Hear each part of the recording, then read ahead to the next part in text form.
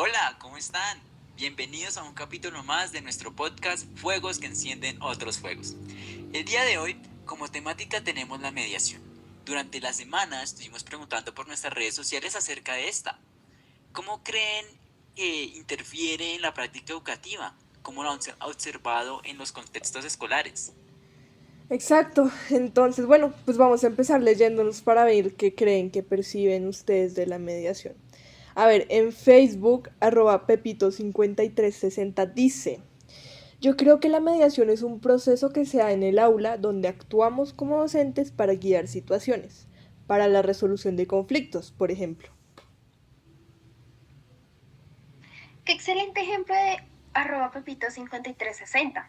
También por Instagram, @camila53 nos respondió lo siguiente. Yo creo que la mediación es un intento de manejar una sesión de clase para que salga de la mejor manera. Y aunque me parece acertado de cierto modo, la mediación es mucho más amplia, ¿no creen? Total, la mediación va más allá de que salga bien una clase. De hecho, si solo enfocamos nuestra práctica educativa a que una clase salga bien, estamos descuidando el propósito principal de la educación y lo más relevante, a nuestros estudiantes y sus procesos. De hecho, yo he podido vivir esta mediación en una ocasión con el grupo de niños que tenía en ese momento, cuando la maestra titular estaba incapacitada. Por ende, como mediadora, ese día tocó improvisar un poco, por decirlo así, ya que pues no tenía como la clase preparada, porque la profesora pues no estaba. Entonces lo que hice fue como mediar con un libro que los niños llevaban ese día y en base a los procesos de lectoescritura que ellos llevaban, pues se manejó y se realizó la clase. Claro, y es muy importante también tener en cuenta que nos toca centrar, justamente como dice Mapis, es en el proceso. Tenemos que centrar la idea de que la mediación es como una guía en el proceso y no como un fin o una meta, ya que el objetivo pues es la formación, la educación. Sí, de hecho, en una de las planeaciones que dirigí, hubo bastantes situaciones que no me permitieron completar del todo el objetivo de la sesión, pues intenté enseñar la letra D por el método fonológico, que era desconocido para ellos. A los niños les costó entenderlo al principio, por lo que me demoré mucho más de lo que tenía planeado.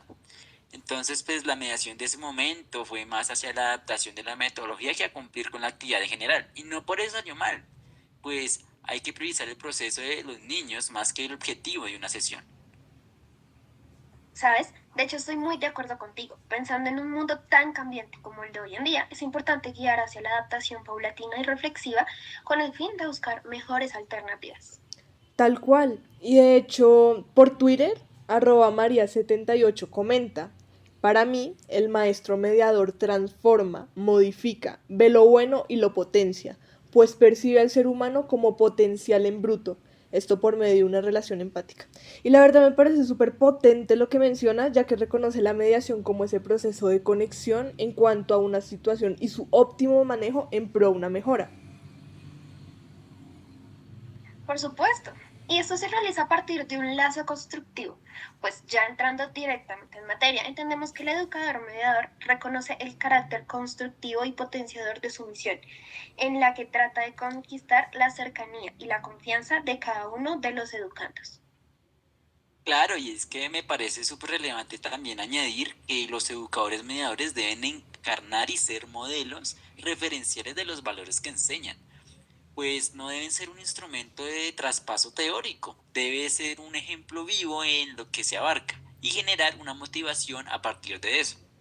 Claro, y también hay que tener en cuenta que el hecho de que el primero en transformarse es el educador mediador, pues en medio de esa relación empática el maestro tiene que vincularse con sus estudiantes y tener presente una serie de características específicas que harán que cambie y adapte su manera de mediar.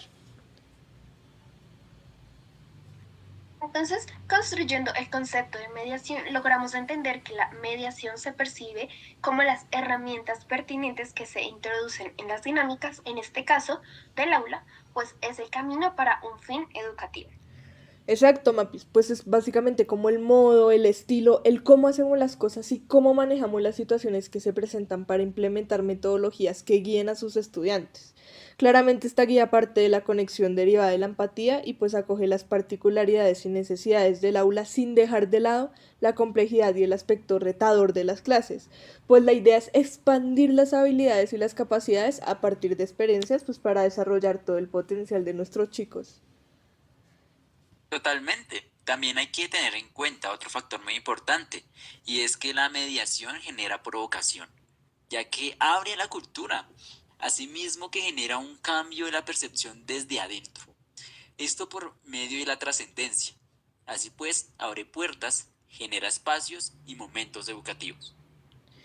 Exacto, y pues en cuanto como a mis experiencias mediando, en una planeación que realicé tenía que introducir una temática con un cuento. Y en vez de dar inicio directamente con la lectura del cuento, pues realicé preguntas introductorias que motivaran el interés en los estudiantes y convocaran expectativas sobre esta temática. En este sentido, pues logré realizar una movilización de los estudiantes para que desarrollaran un ciclo atencional que como efecto fue benéfico para el desarrollo de los siguientes momentos. Entonces, pues básicamente esto evidenció el uso de una metodología que creó una conexión a través de la pregunta, lo que convocó el interés de los estudiantes y potenció la práctica educativa. Entonces, está bien que a veces realicemos cambios en dinámicas, aunque no estén presupuestadas anteriormente en la planeación. Claro, Mapis, o sea, las planeaciones son un campo de acción donde se refleja la secuencia didáctica de los contenidos y las actividades que vamos a realizar.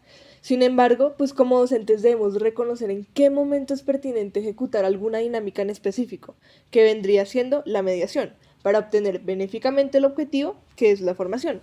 ¿A ¿Alguno de ustedes les ha pasado algo parecido en cuanto a que la planeación tenían algo estipulado, pero decidieron realizar una adaptación de acuerdo a las circunstancias del momento? Sí, Anto. De hecho, en una ocasión durante una planeación que ya traía preparada con anterioridad acerca de la diferencia entre las consonantes B, P y D, en esa semana los niños se encontraban viendo la consonante R, por lo que decidí enfocar esta misma actividad, pero reconociendo la consonante R, que es el proceso que ellos llevaban en ese momento. Entonces esto permitió que no se afectaran sus procesos, sino que fuera algo más como positivo para ellos. Qué bien, Mapis, y en cuanto a la reacción de los niños, se evidenció pertinente esta mediación. Claro, ya que fue positivo el hecho que desde un proceso mediado de adaptación de la planeación se logró la conexión con los procesos que llevaban, siendo esto de gran beneficio y no afectando como ese camino que ya llevan trazado. Eso me recuerda mucho a la primera planeación que implementé con mi salón. Esta consistía en un bingo de palabras. Y como los niveles de lectoescritura son tan variados en mi curso, algunos terminaban rápido, otros se demoraban, pero pues después de un tiempo lo lograban, y otros que ni siquiera sabían qué letra eran. Por lo que tomé la decisión de que aquellos que ya habían logrado un bingo le ayudaron a los compañeros que tenían dificultades. De esta manera, los que acababan rápido no se aburrían y los que tenían dificultades se sentían apoyados. Pero los niños sí se ayudaron o sencillamente el que sabía más hacía las cosas y ya. Claramente eso ocurrió en algunos casos, Santo, porque el evitar hacer eso requiere de cierta experticia y vocación con la que contamos los educadores. No obstante, fueron muy pocos, porque tratando de prevenir eso, definí la palabra ayudar como un acto de acompañamiento y guía en el que permitimos a la otra persona pensar por sí misma.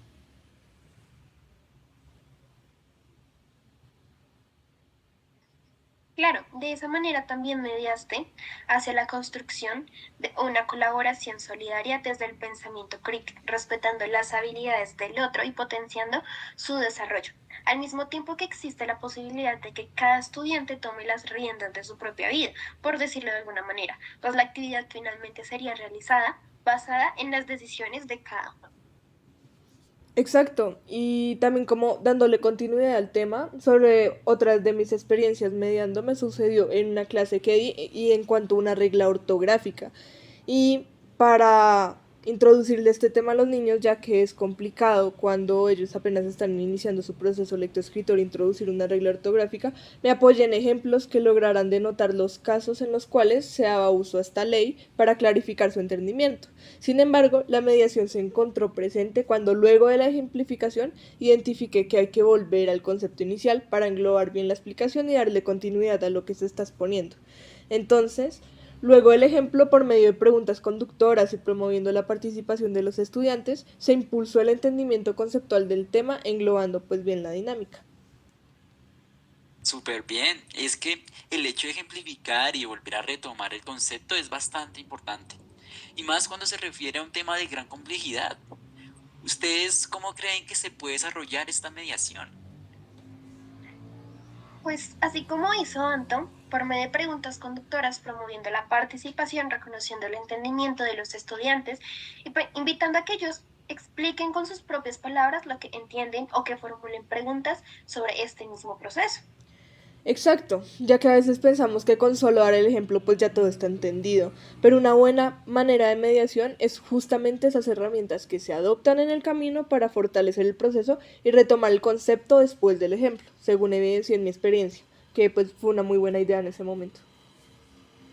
Entonces, pues ya a modo de conclusión, frente a la mediación, este es un factor muy importante en cuanto a la dinámica que se genera en el aula, ya que refiere a las herramientas pertinentes que se propician en el camino cuyo fin es la educación.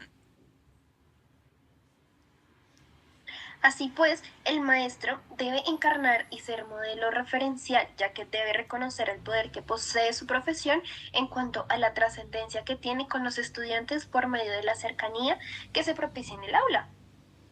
Bueno, ya para concluir y para terminar, si bien entendemos que hay momentos de profunda motivación donde nos reconocemos como docentes mediadores y logramos encontrar diversas herramientas que potencian este proceso de aprendizaje en nuestros estudiantes, así pues invitamos que cada uno de ustedes prendan la velita que se les fue entregada. Ahora, observando la llama de la velita, los invito a que convoquemos la motivación que nos lleva a ejercer la docencia. Las razones, el amor, los momentos que nos llenan y que reafirman nuestra vocación. Recordamos que estos momentos de motivación nos llenan de conocimiento y de herramientas donde nos observamos cada uno de nosotros como docentes mediadores, que generan una conexión por medio de la empatía y despliegan un mundo de posibilidades pertinentes para potenciar el proceso de aprendizaje de cada uno de sus estudiantes. Asimismo, nos agradecemos a nosotros mismos por construirnos cada día con el amor a nuestra profesión, en esos profesores que hacen parte del cambio. Ahora, recordaremos circunstancias que a veces se nos presentan y que, al contrario, ejercen desmotivación en nosotros. Esas veces donde ni nuestras más amadas motivaciones nos permiten llegar a buenas herramientas para implementar en el aula.